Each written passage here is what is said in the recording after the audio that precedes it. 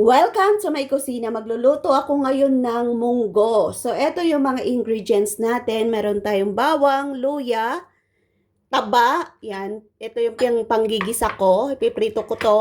Meron tayong sahog na konti. Tapos may ampalaya tayo. Meron tayong malunggay, chicharon, kamatis. So, start na nating ibabad yung ating munggo and then pakukuluan natin. At dahil mag-isa ko lang kakain, gagamit lang ako ng ganito karami. Magiging tanghalian ko at saka dinner. So, hugasan ko muna tong ating munggo. Kasi galing to ng palengke. Bago natin siya ipakulo.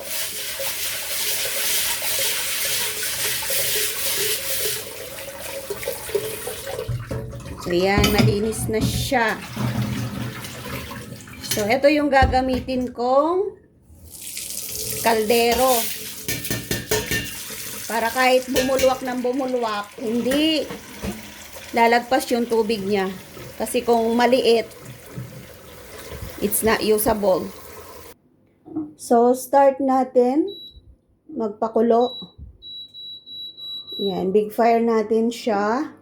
Then, takpan natin to. Para madali siyang maluto. So, habang nagpapakulo tayo, i-prepare na natin yung mga kailangan natin. Siyempre, hugasan natin yung malunggay. So, itatabi ko na to kasi pang-ulam ko pa next week.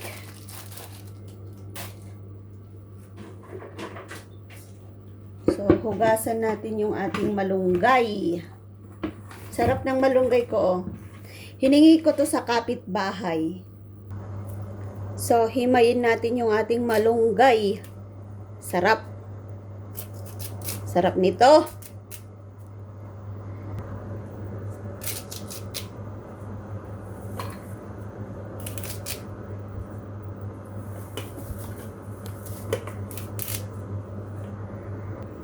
So, yan. Ready na yung malunggay natin.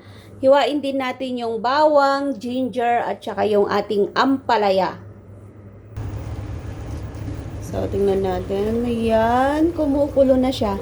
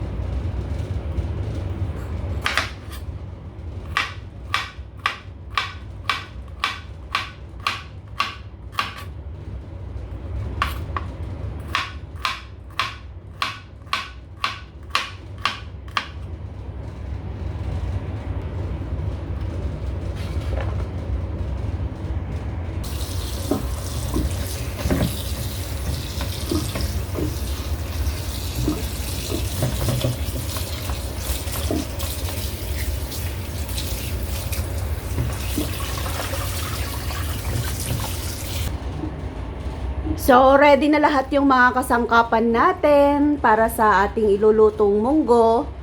At medyo malambot na siguro yung pinapakulo natin. So, bisitahin nga natin. Yan o. Tignan natin. Kung may tubig pa. So, yan. Lumambot na nga siya.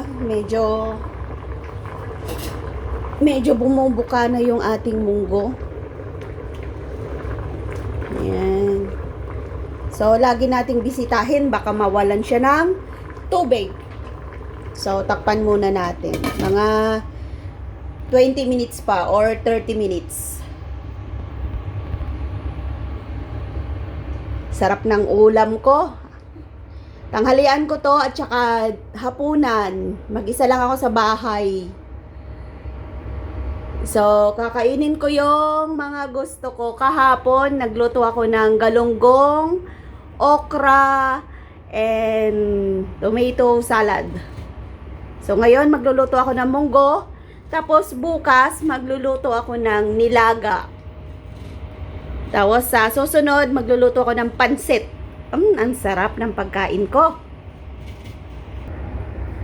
So, luto na yung ating munggo. Yan, magigisa na tayo ng ating sahog. So, painitin natin yung ating kawali.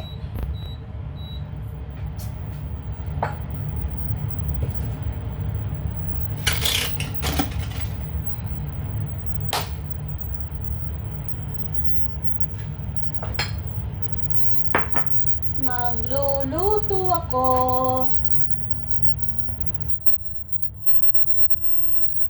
Lagay ako ng mantika. Then, ipiprito ko to. Prito ko yung taba.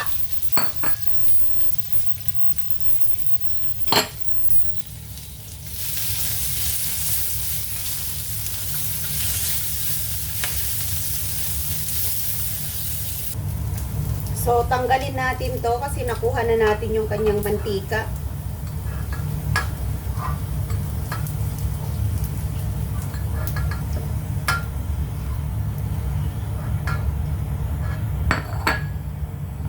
So, magigisa tayo ng ating bawang.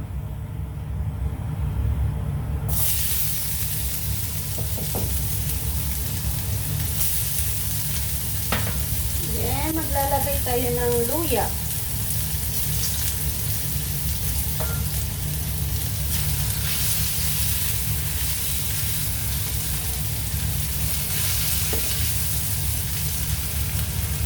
So, ipiprito natin yung ating sahog.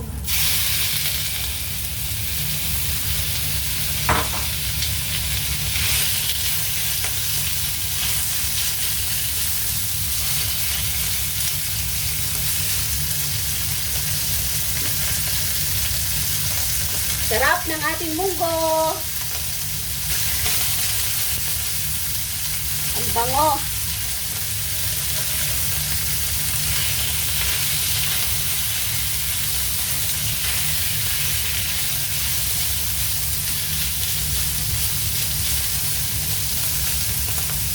Bango ng munggo, ulam ko maghapon. Sino may gusto?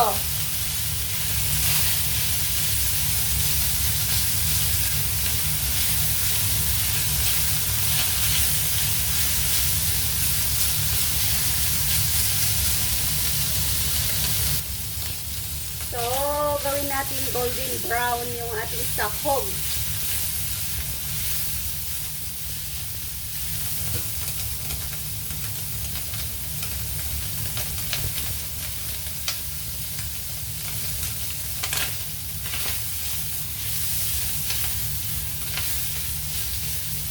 Then, lalagay ko na yung ating munggo.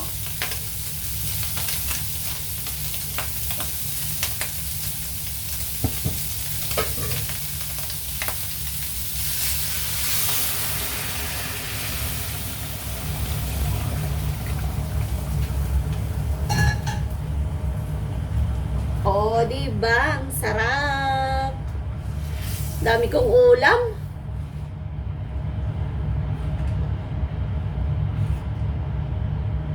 So, takpan muna natin to.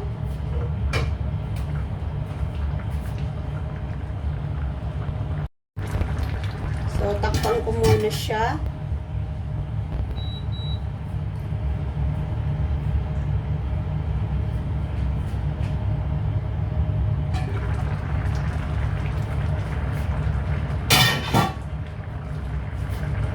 ko, baka masunog.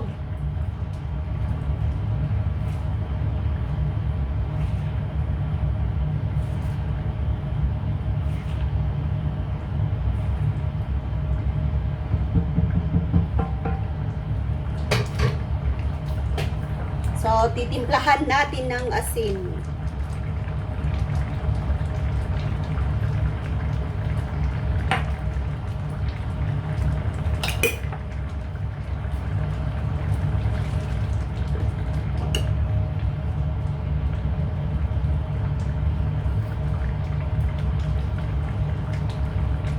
Wala na kaming chicken powder. Wala din kaming betchen. Yung ubos.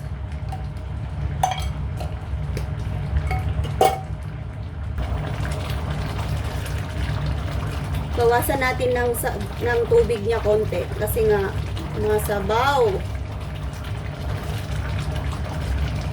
Nahalo ko kasi baka masunog yung kanyang puwet. Gutom na ako.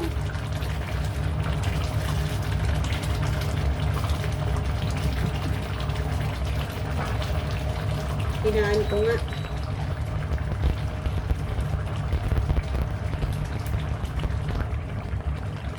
Sarap.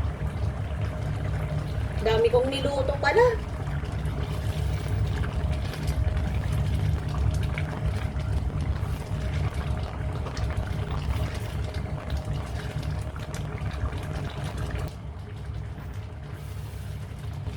So, yan, luto na. Lalagay ko yung lalagay ko yung konting ampalaya natin.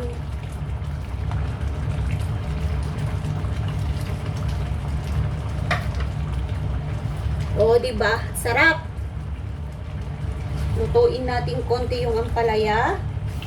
Haluin natin, baka masunog eh.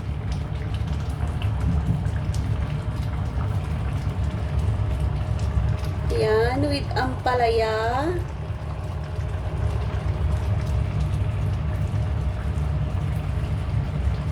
Then, lalagay na natin yung ating malunggay.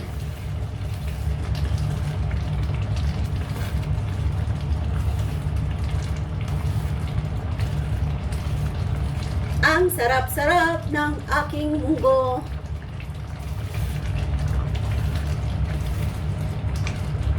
Lapot na nyo. Hindi na ako magluluto ng kanin. Ito na lang uulamin ko tsaka kakainin ko.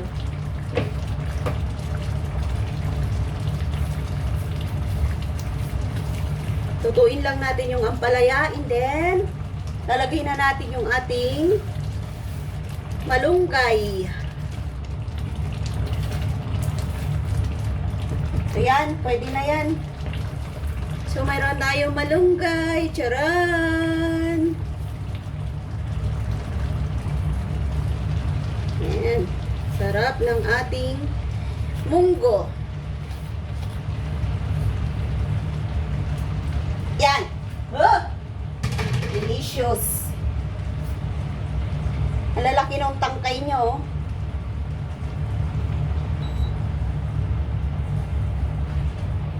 So yan, lubog natin yung ating malunggay. Pinatay ko na rin yung apoy niya. Inoff ko na yung apoy niya para hindi ma-overcook yung kanyang malunggay kasi ayaw ko ng malunggay na overcook. Gusto ko yung malunggay, nalalasahan ko siya. Ganito ako magluto ng malunggay. Pag nilagay ko yung malunggay, ino-off ko na yung kanyang apoy. Para hindi siya nasabang. So yan. Haluin lang natin. Diba? Hindi na siya kumukulo kasi nga in-off ko na yung kanyang apoy. So, pwede na tayong kumain. Oh, wow. So, ganito po ako magluto ng malunggay, munggo, at saka ampalaya sa bahay namin. So, ang last minute nating gagawin ay maglalagay tayo ng ating chicharon. Ito yung pinaka-the best. Mm. Ang sarap-sarap. Hindi ko na siya tawag doon, puputol-putulin. Ganyan na lang siya. With chicharon. Chicharon. Chicharon. So, yan ang ating munggo. Sarap ng ating munggo.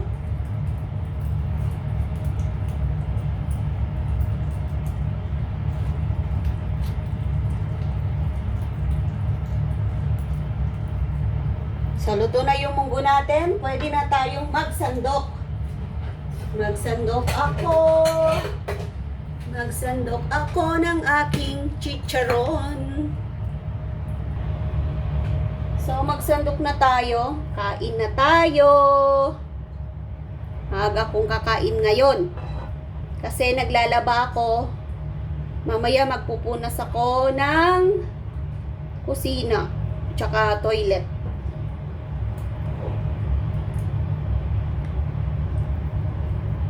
Sino may gusto ng aking munggo?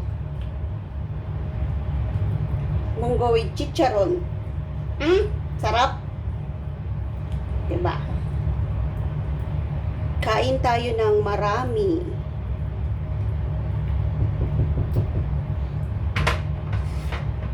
Makalat ako magluto. So, eto na po yung ating munggo with chicharon. Oh, so yummy. Asa na ba yung aking kutsara?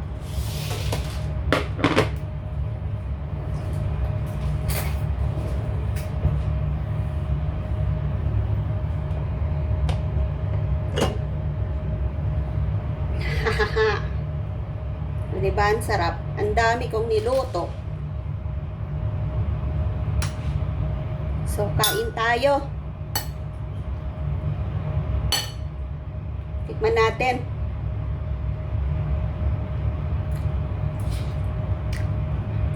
Wow, ang sarap.